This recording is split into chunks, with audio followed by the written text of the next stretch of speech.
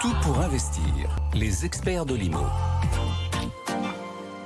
On s'occupe de votre patrimoine immobilier. Alors d'abord, une annonce qui va être très dure pour certains d'entre vous. Marie Cœur de Roy n'est pas là.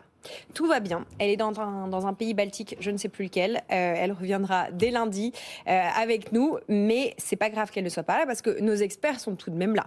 En l'occurrence, Fares Moued est là. Bonjour Fares. Bonjour à tous. Vous êtes directeur technique chez Fed Expert. On est également avec Sylvain Lévy-Valency, le cofondateur de Radio Imo que vous écoutez parfois. Bonjour Sylvain. Bonjour Lorraine, bonjour Fares. Et puis on est avec plein d'auditeurs parce que je peux vous dire que j'ai du boulot pour vous, chers experts, parce que nombreux ont été les auditeurs à m'écrire sur plein de sujets. Et le sujet principal de cette séquence va quand même être le DPE, le diagnostic de performance énergétique. On va essayer d'être aussi pragmatique que possible pour vous, propriétaires, pour vous, investisseurs ou wannabe investisseurs, et puis même pour vous, locataires. Petit topo pour comprendre où on en est. On est, pour vous qui nous écoutez peut-être de manière délinéarisée, le 22 novembre. Qu'est-ce qu'il faut savoir là sur ce diagnostic de performance énergétique? Fares, pour démarrer.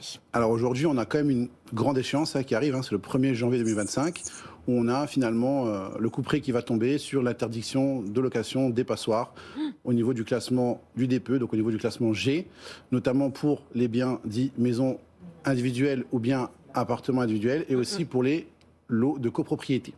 Donc à savoir qu'il y a aujourd'hui une petite annonce qui a été faite par Madame la Ministre Valérie Létard, qui nous dit qu'aujourd'hui, il pourrait y avoir un petit ajustement, notamment concernant les copropriétés, qui auraient voté éventuellement ce qu'on appelle un plan pluriannuel de travaux, qui pourrait justement passer un petit peu outre ce fameux couperet et qui pourrait, entre guillemets, gagner un peu de temps sur ces fameux futurs travaux de rénovation et interdiction de location au niveau des passoires énergétiques.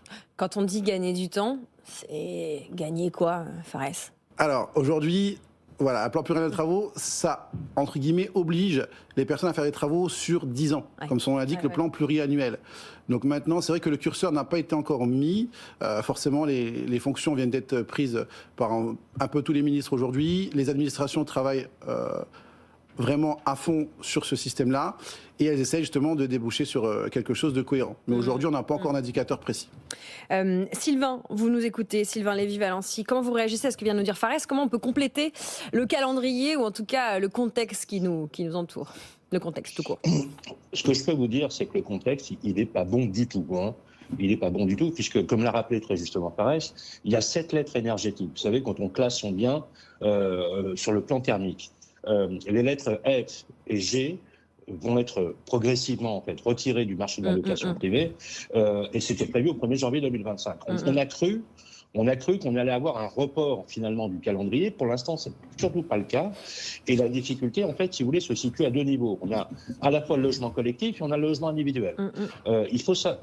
La vraie question à se poser en réalité, c'est quid des contrats de location qui sont faits avec des étiquettes G? Est-ce que les baux signés avant le 1er janvier 2025 seront concernés ou pas par l'interdiction de louer? La question est, si le locataire demande au propriétaire de faire des travaux de rénovation pour améliorer la note énergétique après le 1er janvier 2025, il est obligé de le faire. Mais mieux que ça, il est obligé, si par exemple le locataire doit sortir de son habitation, de le reloger pendant la période des travaux. Donc pour l'instant, en fait, c'est non seulement pas clair, mais c'est un vrai sujet aujourd'hui au niveau du moratoire. Le gouvernement aujourd'hui tatillonne un peu, mais ne donne pas réellement de direction. Il y a un autre sujet qui est très important, et Fares l'a rappelé, c'est le plan pluriannuel de travaux pour les copropriétés. Il faut savoir aujourd'hui qu'un projet de rénovation énergétique, que ce soit sur les parties communes de la copropriété pour des ensembles, en moyenne, il faut compter entre 2 et 3 ans, entre la présentation du projet, l'adoption des travaux, le choix des artisans et la mise en place des chantiers. Donc forcément, je pense que le gouvernement, l'exécutif, s'ils sont toujours là en janvier, à mon avis, amélioreront ou consentiront finalement à un élargissement du calendrier contraint. Fares, pour rebondir sur ce que nous dit Sylvain. Alors il y a juste une petite, on va dire, une petite brèche, si je puis m'exprimer ainsi, c'est qu'aujourd'hui, on tablerait plutôt sur ce qu'on appelle au changement de locataire. C'est-à-dire que les baux en cours ne seraient pas concernés et que cette fameuse obligation, ces travaux devraient éventuellement intervenir au changement de locataire. Après, libre aux propriétaires éventuellement de pouvoir justement gagner un peu de temps et remettre son bien en location quelques semaines ou quelques mois plus tard en fonction de de l'ampleur de la rénovation dont il doit faire les frais. Je ne veux pas faire de politique, surtout pour une fois que Marie n'est pas là, c'est plus facile. Mais il y a des débats de plus en plus animés autour du budget 2025 et la probabilité d'une motion de censure en décembre à l'encontre du gouvernement Barnier augmente. Comment réagit les professionnels autour de vous, Fares, à la perspective peut-être d'une nouvelle instabilité politique? C'est exactement ça aujourd'hui. C'est qu'en fait, on est dans un domaine où la politique, on va dire, est reine. Aujourd'hui, actuellement, on a aussi une dissolution qui nous a fait perdre un peu de temps, avec éventuellement des a priori, des peut-être, des on ne sait jamais. Et à partir du moment où, justement, les ministres ont été mis en place, donc forcément, toute la machine administrative doit se mettre en place. Et le fait de faire travailler tous les services vraiment tous en même temps et d'un même effort, fait que justement on a perdu énormément de temps sur ces objectifs-là. Mais c'est vrai que cette instabilité, ce qu'on voit au point, ces motions de censure, etc., ce n'est pas du tout rassurant pour la filière. Il ne faut pas oublier qu'on s'est engagé, on a des objectifs à tenir. Les professionnels se sont tenus prêts, il y en a qui se sont formés, il y en a qui se sont certifiés, il y en a qui ont été sur des thématiques, il y a des propriétaires, des copros, etc., qui ont pris les devants, des architectes et autres. Tout le monde a essayé de se mettre au diapason de ce qui avait été annoncé. Et j'espère aujourd'hui qu'on ne sera pas déçus et que malgré éventuellement l'échiquier politique et un peu ce que j'appelle le jeu un peu des chaises musicales autour de toute cette nomination, fera justement qu'on puisse arriver à aller au bout de nos objectifs. À quand un peu de stabilité, de prévisibilité, y compris dans ce secteur? Sylvain, avec les gens que vous interviewez sur Radio Imo, quel est votre sentiment là, à chaud? Alors, je vais vous dire, je viens de sortir du Salon des maires et des collectivités locales et c'était le 106e congrès de l'Association des maires de France. Et je peux vous dire qu'aujourd'hui, les maires de France sont vent debout. Vent debout pour plusieurs raisons. Là, c'est que l'État a transféré un maximum de compétences aux maires sans y associer la recette. Vous savez, il y a un paradoxe. Les collectivités locales, les départements, les régions, les municipalités ont l'obligation légale d'avoir un budget à l'équilibre. Donc, quand vous avez un État qui est chroniquement endetté, qui vous donne des leçons de morale, qui donne des leçons de gestion aux collectivités locales, à un moment donné, il faut dire stop. En fait, le sujet aujourd'hui de la motion de censure, et c'est très grave, bien évidemment, parce que le Rassemblement national a annoncé qu'il songerait peut-être à mettre le gouvernement justement avec une notion de censure. Vous savez, l'ennemi de mon ennemi, c'est un peu le front commun. Entre la gauche et le RN, il y aurait peut-être effectivement cette situation qui serait quand même assez délétère et qui influence bien évidemment nos métiers. Juste sur ce que disait Fares, tout est politique dans le logement. De l'aménagement à la construction, tout est politique. En réalité, quand on voit aujourd'hui les annonces qui sont faites, de quoi on se rend compte? On se rend compte que l'argent n'a pas d'argent, que l'État n'a pas d'argent, qu'il est complètement exsangue et qu'aujourd'hui, il essaie de trouver des variables d'ajustement budgétaire. Et ce sont les Français qui vont payer. On va en parler tout à l'heure puisqu'on va parler de droits de mutation à titre onéreux. Ce que je peux vous dire, c'est qu'au niveau des tendances politiques sur la rénovation énergétique, on voit déjà une baisse drastique du budget de l'ANA, vous savez, l'Agence nationale pour l'amélioration de l'habitat, qui va octroyer les aides gouvernementales, mais on a surtout également une baisse d'1,2 milliard sur le fonds vert. Et le fonds vert, qu'est-ce que c'est? C'est un fonds qui sert aux collectivités locales et aux départements pour opérer la rénovation énergétique des bâtiments publics. Donc aujourd'hui, on est sur un schéma qui est complètement contradictoire, c'est-à-dire qu'on a à la fois des contraintes obligatoires, des normes qu'on doit respecter, et en même temps, on a un État qui ne nous donne pas les moyens. Il faudra forcément sortir de cette équation, et encore une fois, ça se jouera essentiellement sur le terrain politique. Voilà, ce terrain politique de nouveau, miné si on repart sur un processus, de remaniement. Que de travail qui partirait à la trappe et de nouveau de l'incertitude. C'est sûr que c'est bon pour aucun marché, y compris le marché immobilier. Bon, on sort de la politique. On a quand même des chiffres à évoquer avec vous, ou plus qu'une tendance, c'est celle de la fraude. La fraude à la rénovation énergétique est en forte augmentation. À titre personnel, je ne vous cacherai pas que je suis sur un chantier énergétique et que je l'expérimente et que je ne manquerai pas, à titre professionnel, de documenter ce que je vis à titre personnel.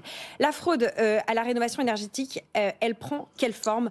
Décrivez-nous, Fares, concrètement des cas? Alors, aujourd'hui, on a plusieurs cas. Donc, vous avez justement tous les dispositifs aujourd'hui. Le gouvernement fait quand même des bonnes choses, si j'ose dire. On a mis en place, on a essayé de se donner les moyens de notre politique, comme on dit. Donc, on a essayé de mettre en place des systèmes avantageux, avec des systèmes de bonification, avec des bonus, avec des aides, comme MaPrimeRénov' et d'autres bonus aussi sur les monogestes, etc. Sauf qu'aujourd'hui, forcément, il y a ce qu'on appelle un effet d'aubaine. Aujourd'hui, on a ce qu'on appelle, dans le domaine des certificats d'économie d'énergie, vous avez plusieurs moyens d'avoir ces fameux bonus. Et aujourd'hui, justement, le gouvernement a mis un peu le haut là, notamment sur ces fameux C2E, où justement, on va dire à C2E l'époque, pour certificat d'économie d'énergie. Donc en fait, ces certificats, c'est toujours le principe de ce qu'on appelle le pollueur-payeur. Les pollueurs devaient verser une certaine somme pour que justement ces fameux travaux de rénovation soient financés. Sauf que forcément, comme toujours, il y a des petits malins qui rentrent dans la brèche et qui malheureusement, au profit de la bonne cause, se mettent à faire des fraudes parce que c'est un domaine où il y a vraiment beaucoup d'argent à se faire, et ces personnes-là sont sans scrupules. En fait, aujourd'hui, on a notamment un des derniers dispositifs qui a été mis un petit peu à l'arrêt, c'est ce qu'on appelle les dispositifs des thermostats connectés, où justement on mettait en place des thermostats connectés de manière infrarouge pour mieux réguler la pièce au niveau de sa chaleur. Et justement, il y a eu beaucoup de fraudes et beaucoup de problèmes au niveau des installations, etc. Et le gouvernement a mis le premier holà sur ce dispositif. Et forcément, ça a fait grincer des dents de la part des vrais installateurs comme de la part des consommateurs. Oui. Enfin bon, à l'époque où on cherche de l'argent, c'est sûr que là où il y a un effet d'aubaine, je pense qu'il y a quelques filous à rattraper. Sylvain Lévy-Valency, de votre côté, qu'est-ce que vous voyez donc dans cette fraude déjà? Est-ce qu'elle prend d'autres formes que vous pouvez nous raconter? Et puis, quelles sont les mesures que l'État, on espère, prend et arrivera à mettre en place? Alors, sur toutes les aides, en général, vous savez, il y a toujours des effets d'aubaine. Et on voit se développer de façon inquiétante ce qu'on appelle l'écodélinquance. L'écodélinquance, c'est en fait des petits malins, comme le disait Paresse, qui essayent de se mettre dans la brèche pour essayer de capter ces aides. Et je voudrais juste rappeler que ce qui va changer au niveau du DPE pour les propriétaires en 2025, c'est d'abord, la méthode de calcul pour ne pas pénaliser l'électricité. La décote de logement F et G va s'accentuer jusqu'à 2028. Ça va être un vrai sujet. Pour les meublés de tourisme, d'ici 2034, les locations saisonnières devront atteindre la lettre D. En 2025, ce sont les meublés touristiques qui devront être classés au plus bas, c'est-à-dire entre A, B, C, D, au maximum à E, pour justement essayer de trouver un équilibre. Alors, sur les aides, l'ANA avait déjà commencé à travailler sur ce projet-là. Et vous savez, il y a un projet de loi qui a été introduit par Daniel Labaronne, le député, qui a en fait développé un amendement pour justement essayer d'endiguer en fait les moyens de contrôle. Le problématique du DPE, et je pense que Paresse ne nous dira pas le contraire, c'est qu'on a des variabilités absolument incroyables. EFC peut choisir avait fait une étude sur des DPE. Ils avaient fait un échantillon sur une dizaine de maisons. Sur la dizaine de maisons sur lesquelles il y avait eu un DPE, il y en a 7 avec plusieurs diagnostiqueurs qui donnaient des notes contradictoires. Donc on a un vrai sujet aujourd'hui, et vous qui êtes justement sur un chantier, sur la fiabilité de la réalité de la classe thermique de votre habitation. Absolument. Et donc en fait, pour développer ça, qu'est-ce qu'il faut? Il faut avoir des blocs. Et ces blocs doivent être certifiés.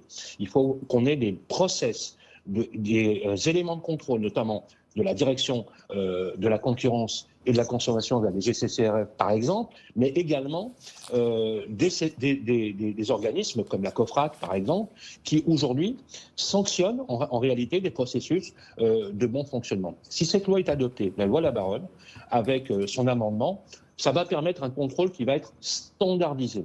Parce qu'en réalité, in fine, pour le français moyen, ce qu'il veut savoir, c'est les réalités de la conformité de sa lettre énergétique, bien évidemment. Puisque vous vous rendez bien compte qu'avec des décotes pour des lettres F et G de 25% sur le prix de l'actif, sur des économies d'énergie qui peuvent atteindre jusqu'à 70-80%, les enjeux sont colossaux. Donc il était temps que l'État s'en préoccupe, bien évidemment, et surtout qu'on mette en place un standard, et surtout éventuellement, bien évidemment, quelque chose qui réglementerait l'accès par des conditions de capacité à la profession de la rénovation énergétique, ce qui n'est pas le cas aujourd'hui, pour éliminer de façon drastique les mauvais players, les éco-délinquants, tous ces voyous qui aujourd'hui appellent au téléphone des personnes âgées, des foyers français, et qui sont arnaqués avec du panneau photovoltaïque, des robinets thermostatiques. C'est un véritable scandale. Je confirme, je me fais beaucoup appeler par beaucoup de gens en ce moment. Et je suis une très bonne actrice. Je vais tenter d'enregistrer un de mes prochains appels, je pense, pour servir cette cette émission. Ça serait génial à faire, absolument.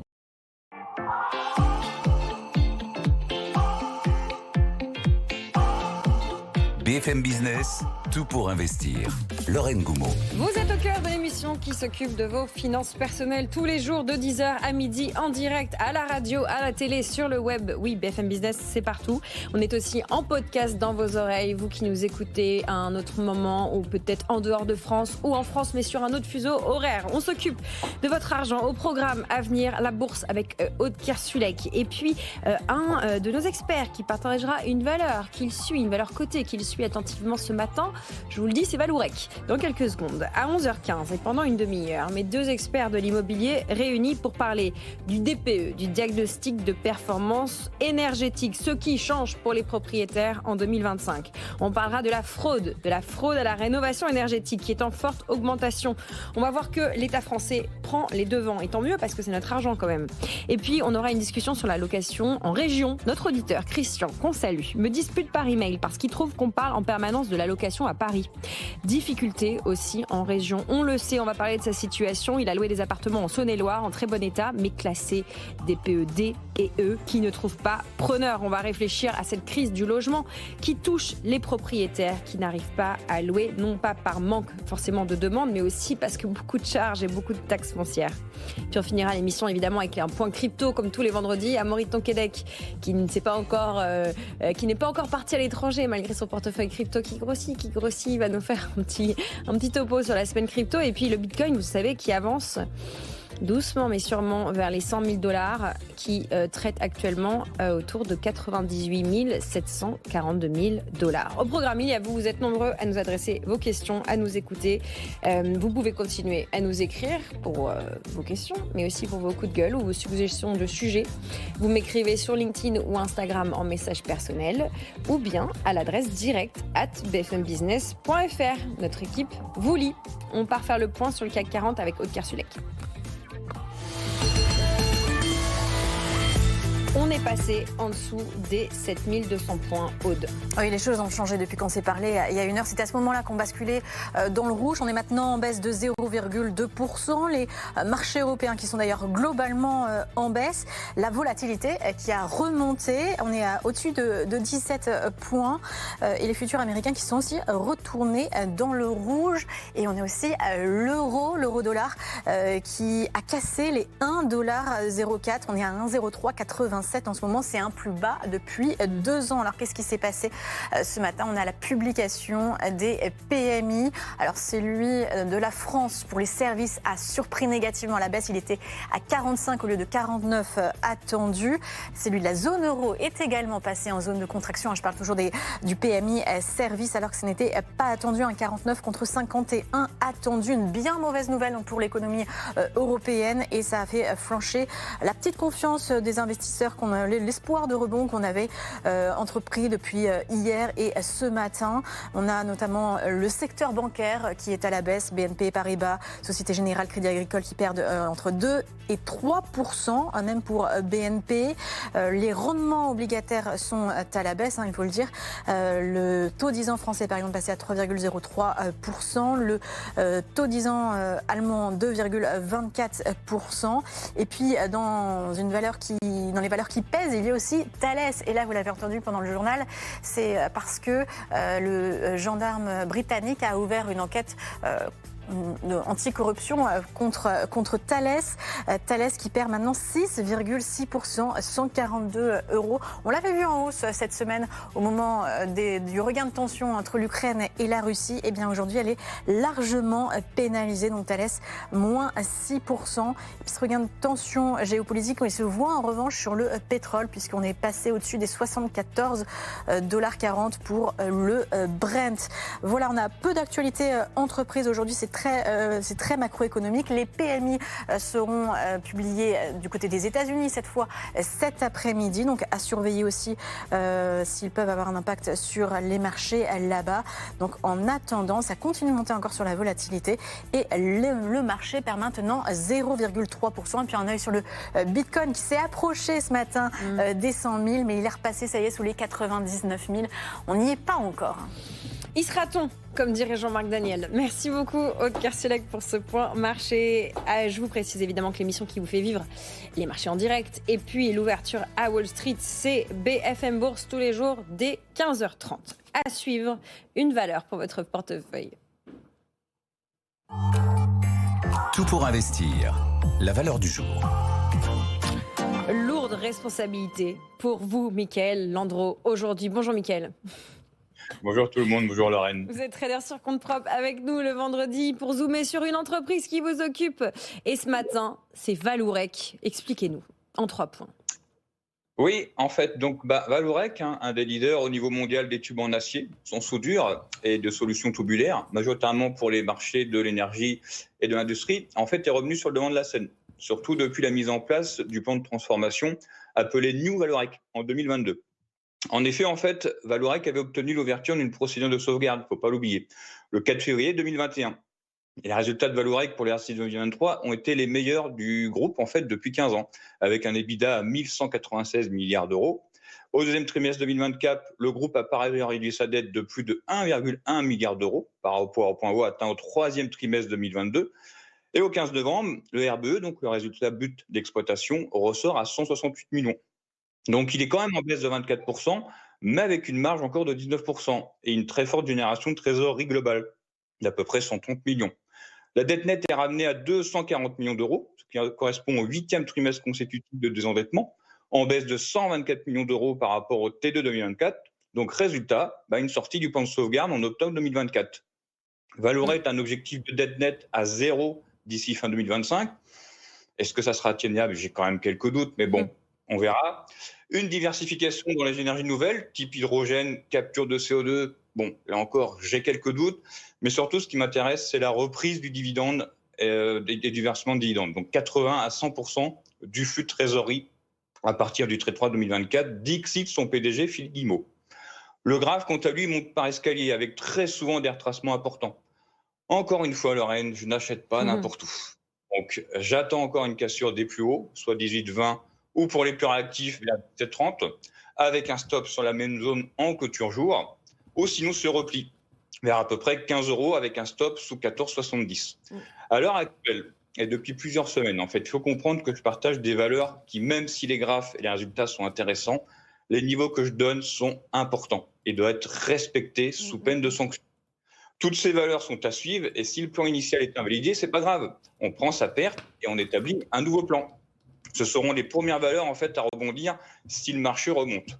Le but, Lorraine, est toujours de garder le contrôle sur son trading et ses investissements et de ne pas se laisser embarquer par le marché, surtout en ce moment où il y a énormément de valeurs qui sont vendues.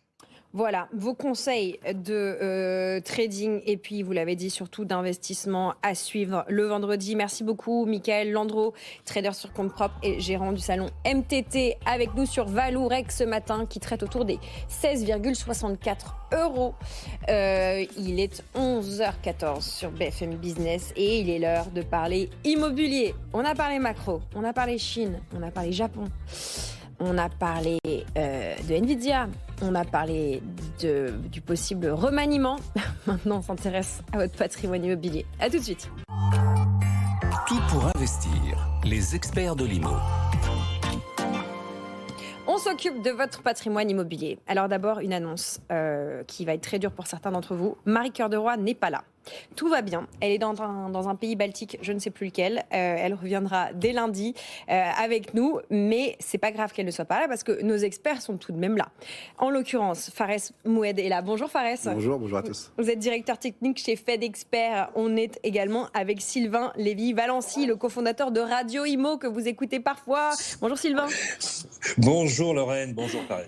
Et puis on est avec plein d'auditeurs parce que je peux vous dire que j'ai du boulot pour vous, chers experts, parce que nombreux ont été les auditeurs à m'écrire sur plein de sujets. Et le sujet principal de cette séquence va quand même être le DPE, le diagnostic de performance énergétique. On va essayer d'être aussi pragmatique que possible pour vous, propriétaires, pour vous, investisseurs ou wannabe investisseurs, et puis même pour vous, locataires.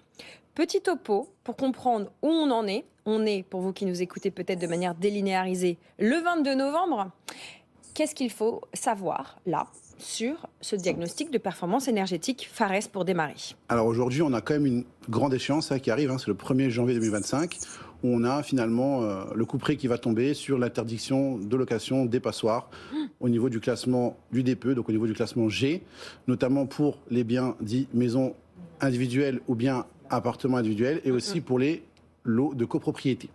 Donc à savoir qu'il y a aujourd'hui une petite annonce qui a été faite par Madame la ministre Valérie Létard, qui nous dit qu'aujourd'hui, il pourrait y avoir un petit ajustement, notamment concernant les copropriétés, qui auraient voté éventuellement ce qu'on appelle un plan pluriannuel de travaux, qui pourrait justement passer un petit peu outre ce fameux couperet et qui pourrait, entre guillemets, gagner un peu de temps sur ces fameux futurs travaux de rénovation et interdiction de location au niveau des passoires énergétiques. Quand on dit gagner du temps, c'est gagner quoi, Fares? Alors, aujourd'hui, voilà, un plan pluriannuel de travaux, ça, entre guillemets, oblige les personnes à faire des travaux sur 10 ans, comme son nom l'indique, le plan pluriannuel. Donc maintenant, c'est vrai que le curseur n'a pas été encore mis. Forcément, les fonctions viennent d'être prises par un peu tous les ministres aujourd'hui. Les administrations travaillent vraiment à fond sur ce système-là et elles essayent justement de déboucher sur quelque chose de cohérent. Mais aujourd'hui, on n'a pas encore d'indicateur précis. Sylvain, vous nous écoutez, Sylvain Lévy-Valency, comment vous réagissez à ce que vient de nous dire Fares? Comment on peut compléter le calendrier ou en tout cas le contexte qui nous entoure? Le contexte tout court. Ce que je peux vous dire, c'est que le contexte, il n'est pas bon du tout. Il n'est pas bon du tout, puisque, comme l'a rappelé très justement Fares, il y a 7 lettres énergétiques. Vous savez, quand on classe son bien sur le plan thermique, les lettres F et G vont être progressivement en fait retirées du marché de la location privée, et c'était prévu au 1er janvier 2025. On a cru qu'on allait avoir un report finalement du calendrier. Pour l'instant, c'est surtout pas le cas. Et la difficulté, en fait, si vous voulez, se situe à 2 niveaux. On a à la fois le logement collectif et on a le logement individuel. Il faut ça. La vraie question à se poser en réalité, c'est quid des contrats de location qui sont faits avec des étiquettes G? Est-ce que les baux signés avant le 1er janvier 2025 seront concernés ou pas par l'interdiction de louer?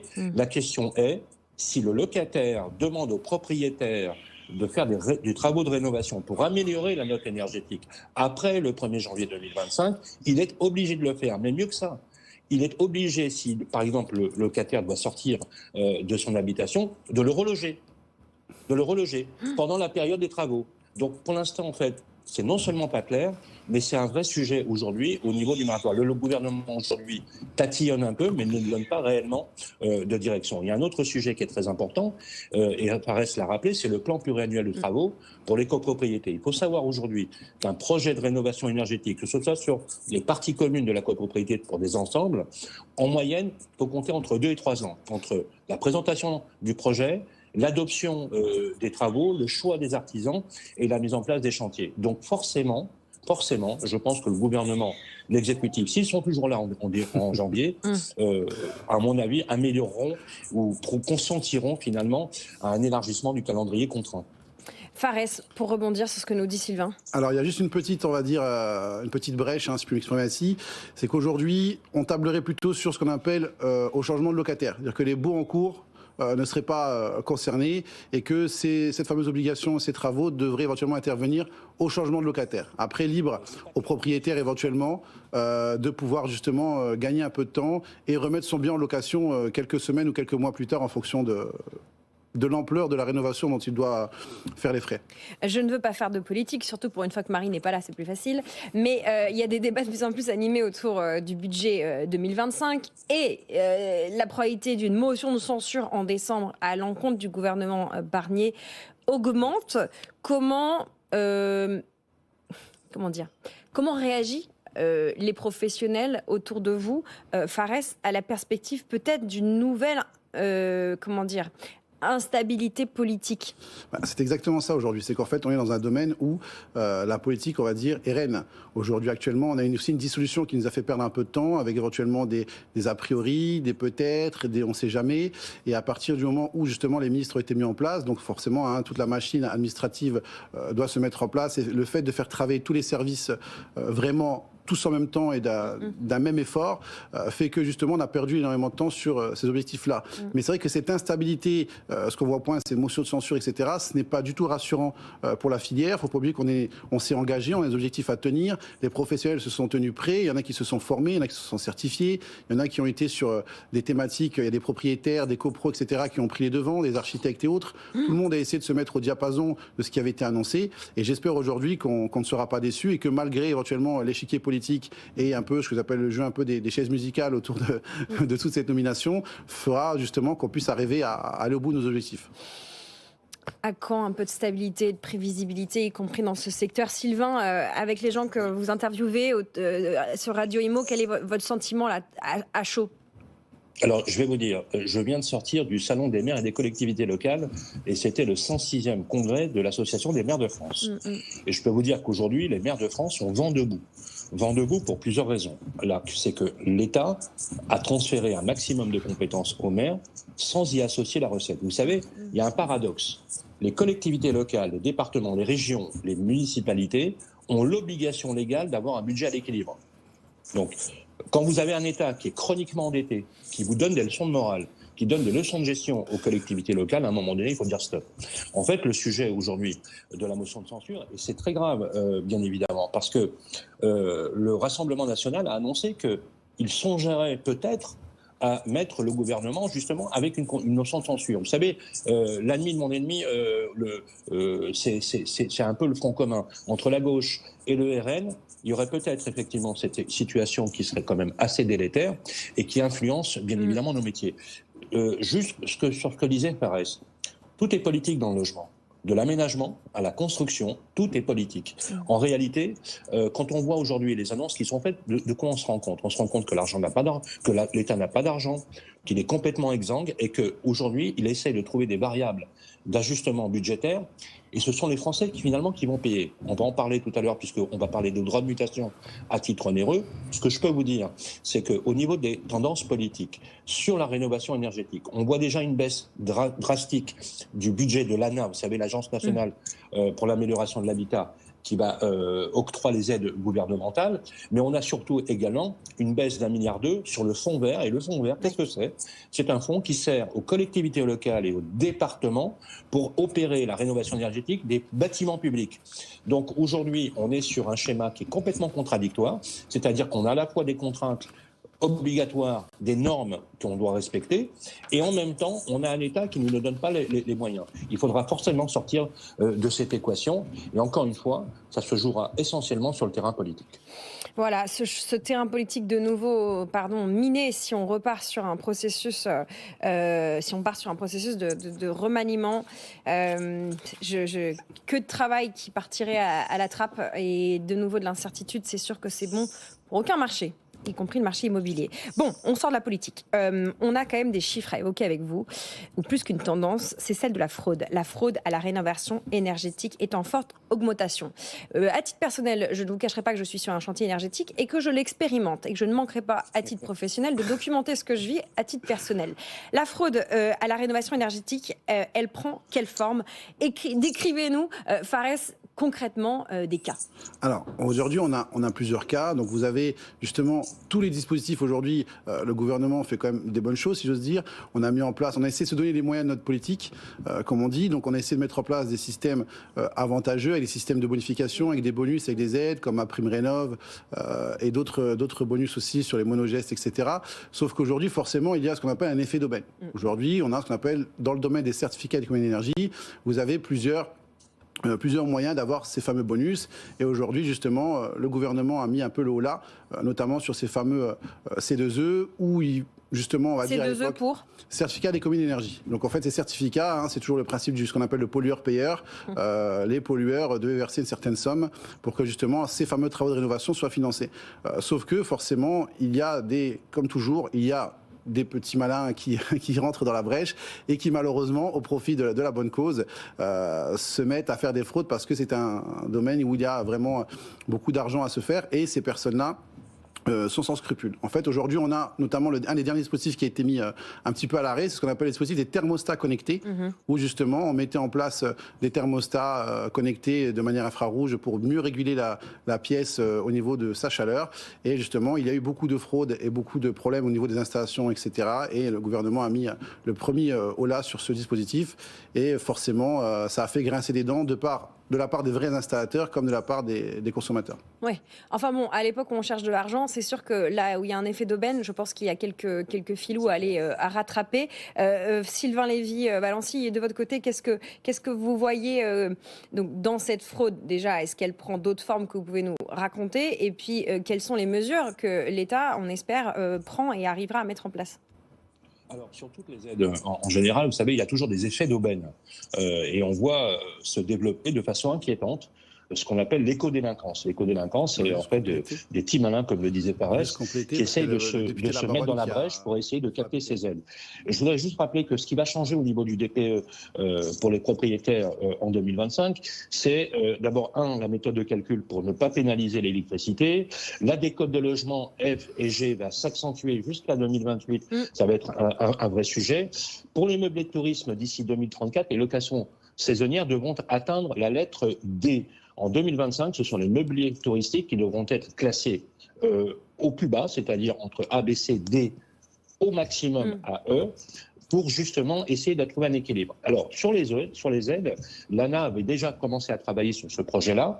Et vous savez, il y a un projet de loi qui a été introduit par Daniel Labaronne, le député, qui a en fait développé un amendement pour justement essayer d'endiguer en fait les moyens de contrôle. Le problématique du DPE, et je pense que Paresse ne nous dira pas le contraire, c'est qu'on a des variabilités absolument incroyables.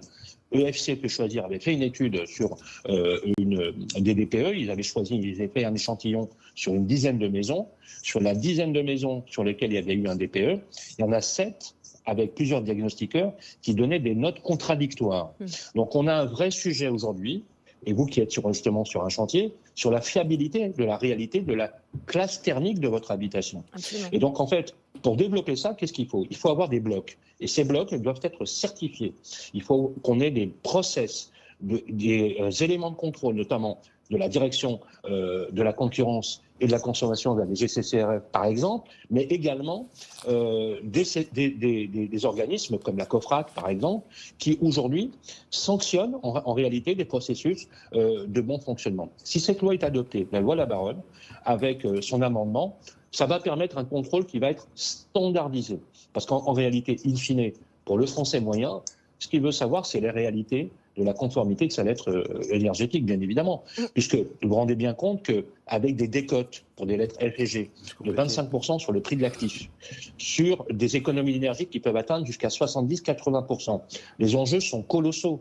Donc il était temps que l'État s'en préoccupe, bien évidemment, et surtout qu'on mette en place un standard, et surtout éventuellement, bien évidemment, quelque chose qui réglementerait l'accès par des conditions de capacité à la profession de la rénovation énergétique, ce qui n'est pas le cas aujourd'hui, pour éliminer de façon drastique les mauvais players, les éco-délinquants, tous ces voyous qui aujourd'hui appellent au téléphone des personnes âgées, des foyers français, et qui sont arnaqués avec du panneau photovoltaïque, des robinets thermostatiques. C'est un véritable scandale. Je confirme, je me fais beaucoup appeler par beaucoup de gens en ce moment. Et je suis une très bonne actrice. Je vais tenter d'enregistrer un de mes prochains appels, je pense, pour servir cette émission. Ça serait génial à faire, absolument. Vous restez avec nous, Sylvain Lévy-Valency, Fares Mouebossi. On va continuer à parler de ce sujet. On doit marquer une petite publicité. On revient dans moins de 60 secondes. À tout de suite.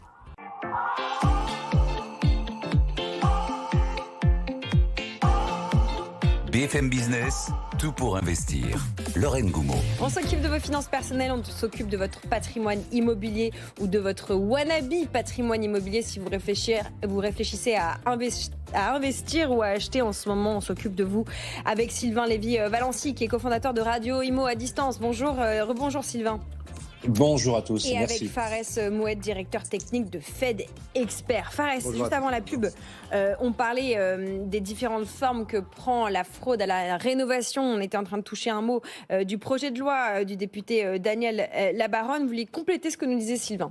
Oui, voilà, effectivement, en fait, on a longuement travaillé avec le député Daniel Labaronne, donc nous, Fédération Fed Expert, afin de lui apporter un peu ce regard technique et justement cette précision au niveau de la fraude, à savoir que justement, ce projet de loi aussi, pour rassurer un petit peu les consommateurs, du fait que justement, ça va être une simplification. On va faciliter avec un contrôle longitudinal et numérique afin que le simple particulier, le client lambda, puisse comprendre justement toutes les étapes, éventuellement tout ce qui a été mis en place dans le contrôle concernant du point de vue d'un DPE classique qui, lui, pierre angulaire la rénovation, jusqu'à toutes ces étapes, notamment jusqu'aux travaux et à la livraison de chantier.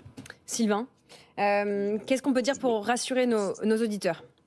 Alors, je voudrais juste rappeler quand même, si vous voulez bien, Lorraine, le montant de la fraude en 2023, c'est 400 millions d'euros. 400 millions d'euros. C'est juste énorme. C'est 800 sociétés aujourd'hui qui sont contrôlées par la Direction générale de la concurrence et de la répression des fraudes. C'est vraiment un sujet d'ampleur, bien évidemment. Pour rassurer, bien évidemment, tous ceux qui nous écoutent, il faut faire bien sûr les travaux de rénovation énergétique. Et vous savez, il existe déjà un arsenal qui permet aujourd'hui d'avoir une sécurité, une véritable confiance à l'égard des tiers. Vous avez des plateformes aujourd'hui qui sélectionnent des artisans qui sont labellisés RGE, reconnus garants de l'environnement. Ça, c'est hyper important. J'encourage les personnes justement à aller aussi sur le service public. Vous avez aujourd'hui des simulateurs. Et attention, de bien faire attention sur .gouv.fr, c'est-à-dire de voir sur l'URL la réalité des sites. Parce que vous avez des sites frauduleux aujourd'hui qui font des copier-coller sur des simulateurs. Ça, c'est le premier point. Le deuxième point, c'est d'être accompagné par un accompagnateur Rénov', les fameux MAR. Aujourd'hui, vous avez une désignation de professionnels qu'on appelle les MAR, mon accompagnateur Rénov', avec l'ANA, qui permet de respecter les bonnes pratiques. C'est très simple. On va sur le portail de France Rénovation, on fait une simulation extrêmement fluide qui est accessible à tous et on a un choix ensuite qui est délibéré. Il faut s'adresser forcément aujourd'hui aux experts et surtout ne jamais répondre au téléphone. Ne jamais répondre au téléphone. Quand quelqu'un vous appelle, vous raccrochez, tout simplement. Vous allez sur Internet, vous vérifiez, et surtout sur ce genre de pratique, il faut être extrêmement vigilant parce qu'aujourd'hui, quand on voit le montant de la fraude, on se rend compte en fait de l'ampleur du phénomène. Et ça, je vais vous dire, c'est délétère pour les bonnes pratiques parce que les bons players, vous savez, les bonnes sociétés qui travaillent extrêmement bien, eh bien, elles en prennent plein la gueule à cause justement de ces mauvais players.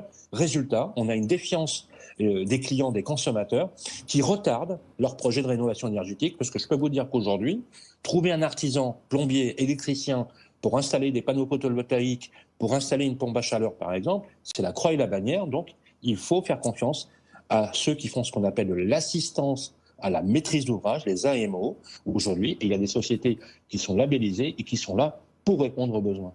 Oui, Fares. C'est tout à fait ça, exactement. Aujourd'hui, vous avez vraiment, et je crois qu'il est très au fait, il y a des copier-coller de sites internet qui simulent ceux du gouvernement. Il y a pléthore aujourd'hui d'astuces, malheureusement, de personnes. Et c'est vrai qu'il existe aujourd'hui des sites officiels. C'est là où je suis un petit peu déçu, c'est qu'aujourd'hui, il y a beaucoup de choses qui sont méconnues du grand public. Je pense que les pouvoirs publics auraient pu faire des grandes campagnes de sensibilisation pour justement citer tous ces sites internet, mon accompagnateur Rénov', l'ANA, etc., pour justement on puisse avoir quelque chose d'officiel et que le consommateur puisse se dire voilà, c'est sur ce genre de site où je vais aller et je ne vais pas, comme le dit, répondre au téléphone, tout en sachant qu'aujourd'hui le démarchage téléphonique a été interdit. Donc techniquement, on n'a même pas le droit de vous démarcher pour des travaux de rénovation. Ouais.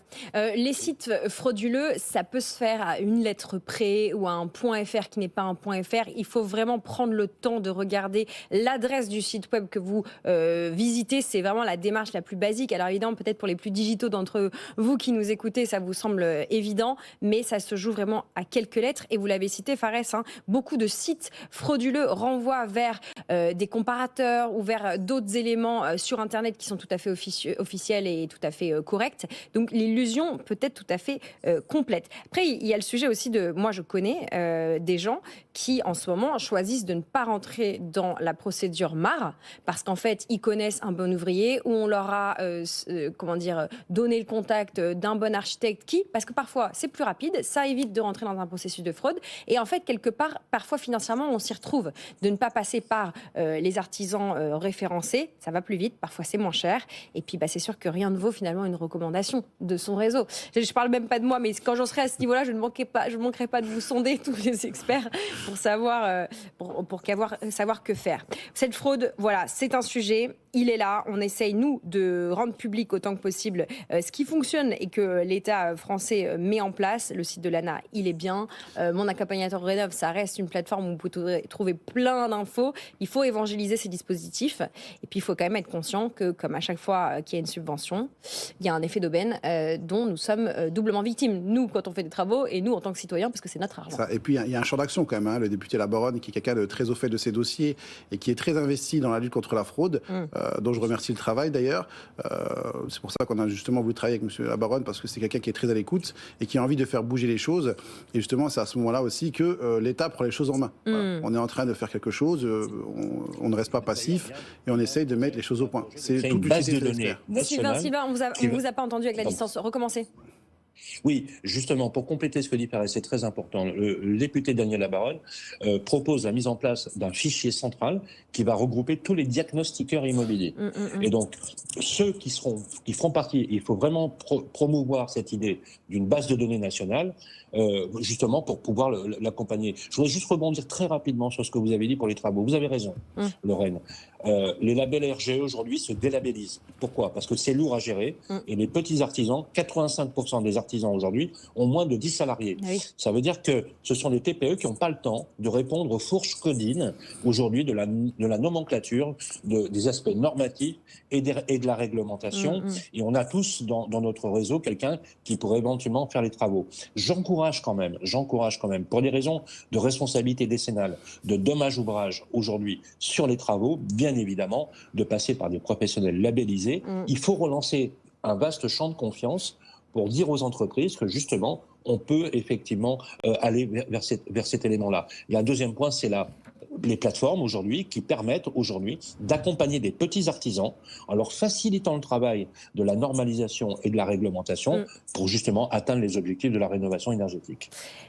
Tout à fait. Nous continuons à en parler. Vous avez des questions, on aura forcément des réponses. Vous pouvez nous écrire avec Marie-Cœur de Roy, direct@bfmbusiness.fr. Vous voyez, on fait plancher nos experts sur l'ensemble de ces sujets qui vous concernent. Je reviens d'ailleurs sur un mail de Christian qui est dans les Alpes-Maritimes. On le salue. Il m'a écrit très gentiment pour me dire qu'il trouvait qu'on parlait un petit peu trop de location et des problèmes des locations à Paris. On a effectivement fait une séquence la semaine dernière qui s'appelait Locataires en enfer et propriétaires au purgatoire, je crois. Mais c'est vrai qu'on doit s'arrêter aussi sur ce qui se passe dans le reste de la France. Et pardon si on ne le fait pas assez. Il a un cas très particulier. Lui, il loue des appartements en Saône-et-Loire. Très bon état. Enfin, pas mal état, on va dire, DPED ou et il ne trouve pas preneur. Bien que les prix soient assez bas, de mémoire au mètre carré, il est à autour de 7 € par mètre carré.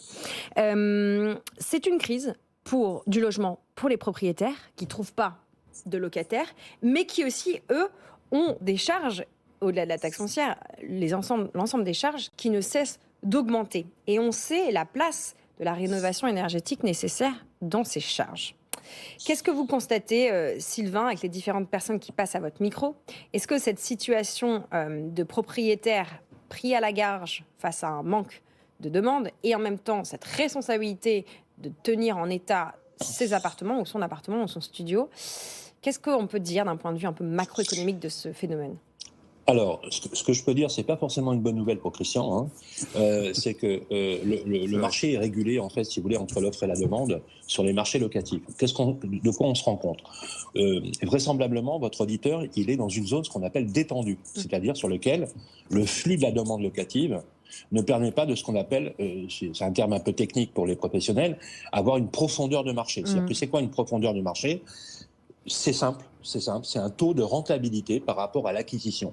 Vous achetez un bien immobilier qui vaut 100, vous avez un taux de rentabilité, c'est-à-dire le taux de rentabilité, c'est le loyer, déduction de frais des charges, vous avez un pourcentage brut fiscal qui donne une certaine rentabilité. S'il a du mal, parce que je ne sais pas si vous vous rendez compte, mais en Saône-et-Loire, entre 6 et 7 € du mètre carré, vous le comparez juste sur la première couronne ou la deuxième couronne parisienne, où on est entre 19 et 27 euros du mètre carré. Donc, c'est vous dire l'hétérogénéité des territoires. Donc, Christian est dans une zone détendue. C'est vraiment dommage pour lui parce qu'en fait, dans son acquisition, il va avoir deux facteurs. Un, il va devoir encore plus baisser éventuellement son loyer, mais surtout, l'acquisition qu'il a faite en volume, c'est-à-dire l'engagement en termes de crédit immobilier, mais aussi les travaux qui vont avec, eh bien, lorsqu'il revendra, il revendra à peine le prix qu'il l'a acheté, s'il le revend à ce prix-là. Maintenant, il y a une bonne nouvelle pour lui, peut-être potentielle. C'est qu'aujourd'hui, sur le marché locatif privé, il y a une vraie en fait, il y a des zones détendues, des zones tendues. Vous avez compris, on ne se loge pas en Ile-de-France, on ne se loge pas à Paris ou à Nantes, etc., parce qu'il y a trop de demandes. Sur des zones, en Saône-et-Loire par exemple, là, il n'y a aucun problème, c'est open bar, il y a de quoi se loger facilement. Je lui recommande d'aller voir la mairie. Ou d'aller voir les bailleurs sociaux qui sont autour dans le bassin de Saône-et-Loire, ou des entreprises qui ont besoin de location parfois temporaire sur une année avec un bail mobilité pour des personnes justement qui viendraient dans les entreprises, ou la possibilité, si son appartement, si ses biens sont de bonne qualité, de les faire conventionner par la CAF, par exemple, et qui leur permettrait de les mettre sur le marché de la location sociale, par exemple. Ça marche assez bien. Et les collectivités locales, notamment, sont assez preneuses de ce genre de choses. Mais malheureusement, vous savez, c'est le marché qui dicte sa loi. Oui. S'il a du mal à louer, c'est qu'il n'y a pas de demande. Maintenant, s'il améliore son appartement en termes de notes énergétiques, si, par exemple, il fait un meublé sur du bail mobilité, par exemple, clé en main, vraiment clé en main, en baissant de 15 à 20% son loyer, je sais que ça financera de façon assez flat ses engagements financiers, mais au moins, il aura un bon taux de rotation. Voilà les conseils qu'on peut vous donner, cher Christian, qui habitez quand même dans les Alpes-Maritimes. Alors, je ne sais pas comment vous gérez vos appartements en Saône-et-Loire régulièrement, mais ça fait quand même une petite trotte. Fares, réaction. C'est exactement ça. C'est qu'en fait, aujourd'hui, malheureusement, du fait qu'il soit dans ce secteur qui est un petit peu détendu, où il n'y a pas forcément une tension locative, c'est vrai qu'à partir de ce moment-là... on est en Bourgogne-Franche-Comté, on est dans un territoire qui est détendu, c'est ce que nous décrivait Sylvain. C'est ça. Après, voilà, on va vraiment rentrer dans le vif du sujet en termes de business locatif, si je peux m'exprimer ainsi. C'est qu'après, justement, il faut valoriser son bien. Soit éventuellement descendre un peu le loyer, soit en faire exactement un meublé clé en main. Et comme disait tout à l'heure Sylvain, la convention sociale marche très très bien. Parce qu'en fait, quand aujourd'hui, il y a beaucoup de problèmes de logement, notamment des personnes défavorisées ou des personnes qui sont en incapacité de financer tel ou tel montant de loyer. Et c'est vrai que les conventions sociales marchent très bien. Donc c'est une astuce aussi supplémentaire pour pouvoir trouver justement des locataires et ne pas laisser son bien vide sans rentabilité.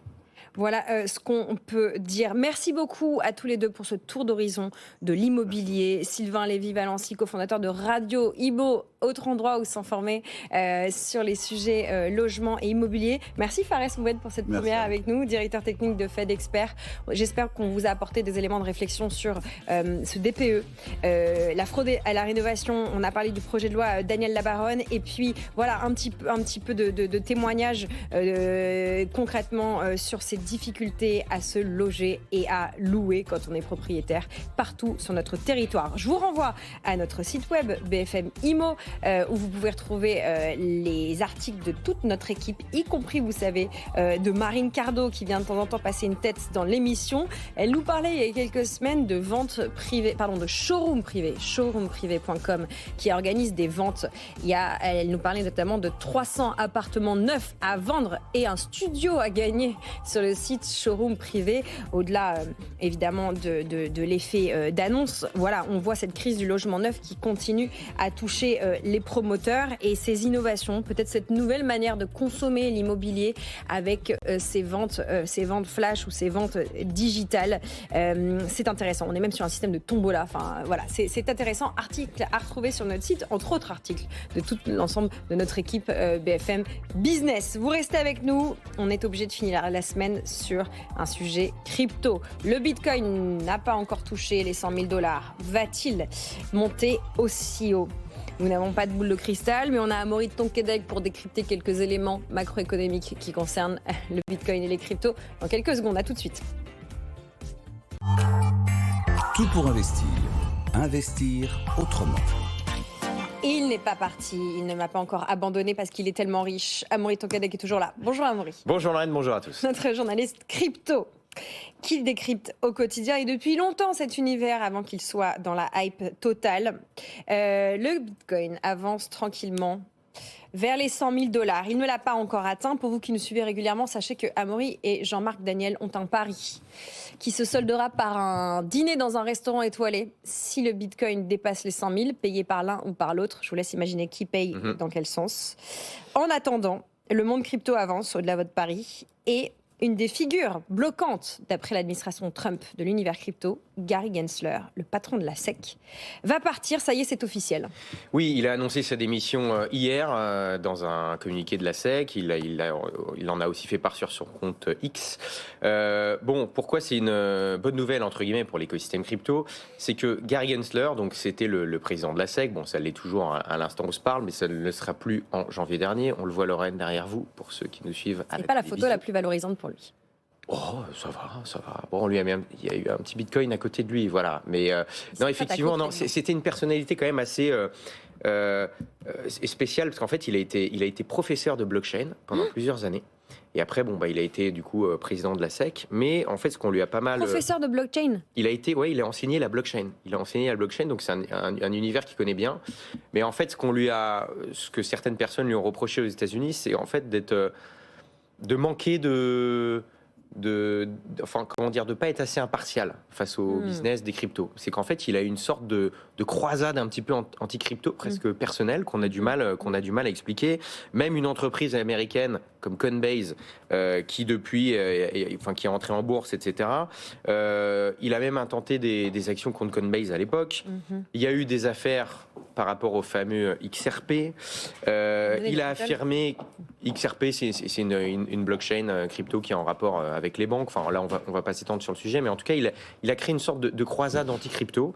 Et en plus, il a dit que toutes les autres cryptos que le Bitcoin seraient classifiées comme des titres financiers, mais sans énoncer des règles claires.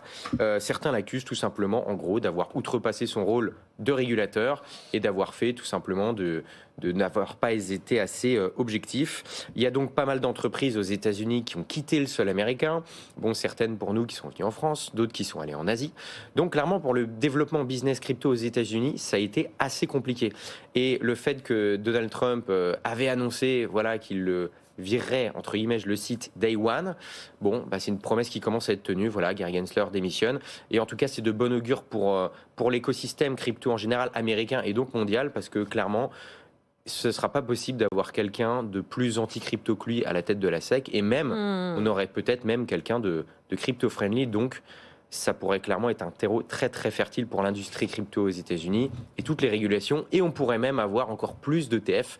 On a des ETF Bitcoin Spot, des ETF Ethereum Spot, mais il y a même d'autres cryptos qui pourraient avoir leur ETF aux États-Unis. Voilà, cet expert de la blockchain qui était à la tête de la SEC et qui rend le tablier profil à creuser. Si vous voulez faire votre propre avis, voilà. Merci beaucoup, Amaury. On a beaucoup parlé du Bitcoin. Dans le sillage du Bitcoin, il y a plein d'autres coins, notamment l'Ether. L'Ether qui est au-dessus des 3000, même bien au-dessus, 3300. Est-ce que ça peut dire quelque chose du reste du marché, que l'Ether soit monté et rapidement sur les autres cryptos que vous surveillez? Alors, en général, ce qui se passe, et c'est ce qui se passe là, c'est que le Bitcoin monte et le reste monte après. Sauf que Ethereum était particulièrement regardé parce que c'est la deuxième crypto la plus capitalisée du marché et elle a eu, elle aussi, ses ETF spot aux États-Unis en juillet dernier. Sauf que, bon, clairement, depuis, ça n'a pas eu les mêmes performances que les ETF Bitcoin Spot, pour la simple et bonne raison que le cas d'investissement Ethereum est plus compliqué à expliquer au grand public que celui de Bitcoin, pardon. Donc, il y a eu moins de succès là-dessus.